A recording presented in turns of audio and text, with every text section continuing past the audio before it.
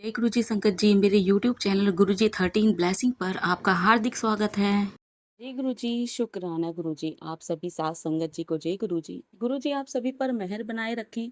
सर्वदा भला सर्वदा भला। मैं आशा करती हूँ कि आप सभी स्वस्थ होंगे और मस्त होंगे। संगत जी, जैसे कि मैं आपके साथ में डेली एक कथा प्रसंग भी शेयर करती हूँ, आज उसी कड़ी को आगे बढ़ाते हुए आज का जो कथा प्रसंग है वह बड़ा ही प्यारा है कि जब हम भगवान पर अटूट विश्वास करते हैं तो वह हमारी परीक्षा लेते हैं और इतनी परीक्षा ली जाती है कि हमारे सब्र का बांध टूट जाता है।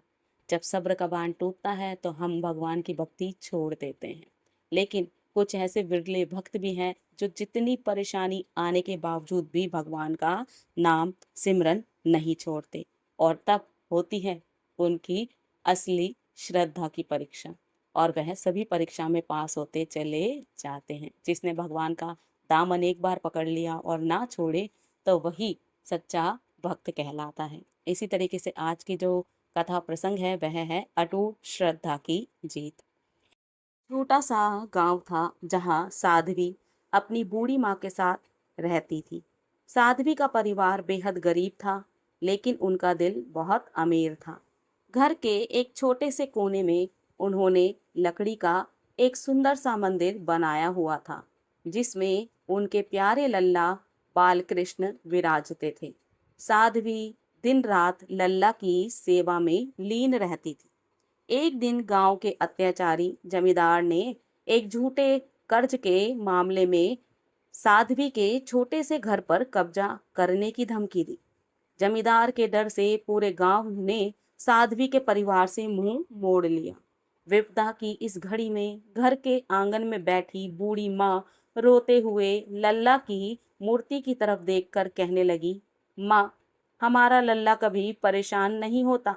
उसे तो अच्छा लगता होगा जब कोई उसे प्यार से बुलाता है, लेकिन देखो लल्ला, आज हम सब पर संकट आया है तो सब साथ छोड़ गए।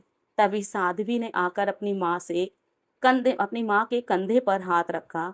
उसकी आंखों में अटूट श्रद्धा थी।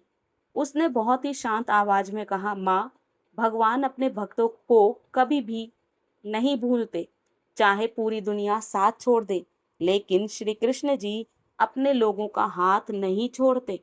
अपनी माँ का हौसला बढ़ाते हुए साध्वी मंदिर के सामने बैठ गई और आंसू बहाते हुए यह भजन गाने लगी। दुनिया छुड़ाए हाथ पर तुम न छोड़ना, ओ सांवरे गरीब का दिल कभी मत तोड़ना। जगत के रिश्ते नाते सब झूठे देख लिए, अब तुम ही हो माझी नैया पार खिवैया। अगली सुबह जमींदार अपने लठैतों के साथ चीखता हुआ साध्वी के दरवाजे पर आ धमका, अरे बुढ़िया, बाहर निकल, या तो आज पैसे दे या अपना बोरिया बिस्तर समेट और इस गांव से दफा हो जा। तभी पीछे से एक कड़क और सुरीली आवाज गूंजी, ठहरो जमींदार साहब, किसी गरीब पर जुल्म करना शोभा नहीं देता। सबने मुड़कर देखा। लाठी हाथ में लिए, सर पर साफा बांधे एक सांवला सा सुंदर नौजवान खड़ा था। उसकी आंखों में एक अजीब सी चमक और चेहरे पर रहस्यमयी मुस्कान थी। जमींदार क्रोध में, तू कौन है रे छोकरे, और मेरे मामले में टांग अड़ाने वाला तू कौन होता है? सांवला युवक शांति से, मैं साध्वी का भाई हूँ, दूर देश में रहता हूँ। मुझे खबर मिली कि मेरी माँ और बहन संकट में है, तो मैं दौड़ा चला आया। जमींदार हंसते हुए, भाई आया है, बड़ा सुन, इस बुढ़िया ने मुझसे 50 सोने के सिक्के उधार लिए थे, ब्याज मिलाकर अब 100 सिक्के होते हैं। तेरी अकल है चुकाने की? नहीं तो हट रास्ते से। सांवला युवक मुस्कुराते हुए, बस 100 सिक्के? जमींदार साहब, लोभ की भी एक सीमा होती है, पर खैर, अपनी वही खाता निकालो और इस पोटली को संभालो। युवक ने कमर से रेशमी पोटली निकाली और जमींदार की तरफ फेंक दी। जमींदार ने जैसे ही पोटली खोली, उसकी आंखें फटी की फटी रह गई।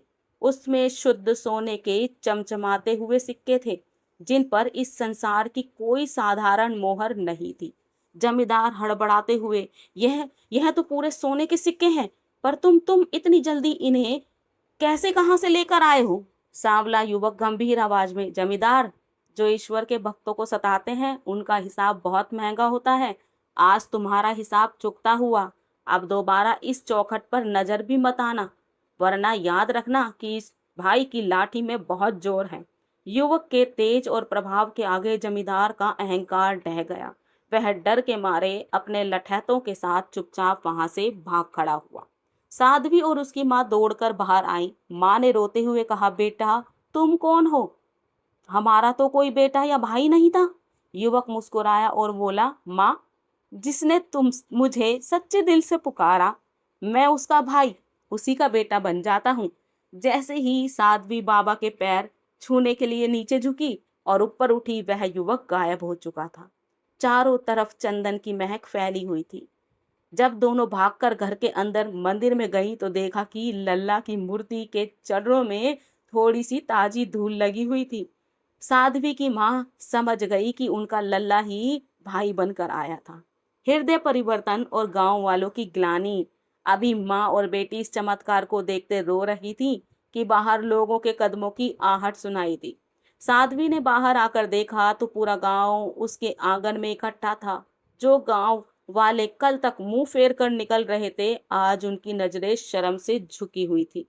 गांव के मुखिया के आगे आगे आए और हाथ जोड़कर बोले, माधवी बेटी, हमें क्षमा कर दो। हम डरपोक और स्वार्थी हो गए थे, जो संकट में तुम्हारे काम ना आ सके। लेकिन आज साक्षात प्रभु ने तुम्हारे घर आकर हमारी आंखें खोल दी हैं।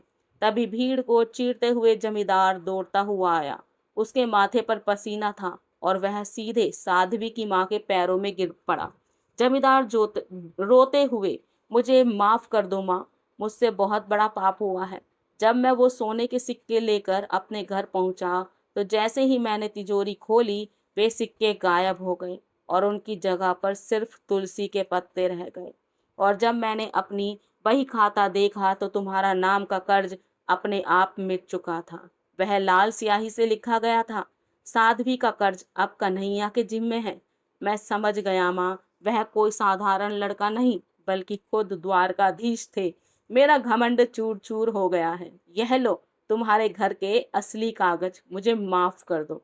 माधवी की माँ ने सहृदयता से जमींदार को उठाया और कहा, जमींदार साहब, क्षमा मुझसे नहीं, मंदिर में बैठे उस लल्ला से मांगिए और याद रखिए, किसी गरीब की लाचारी का फायदा कभी मत उठाइए।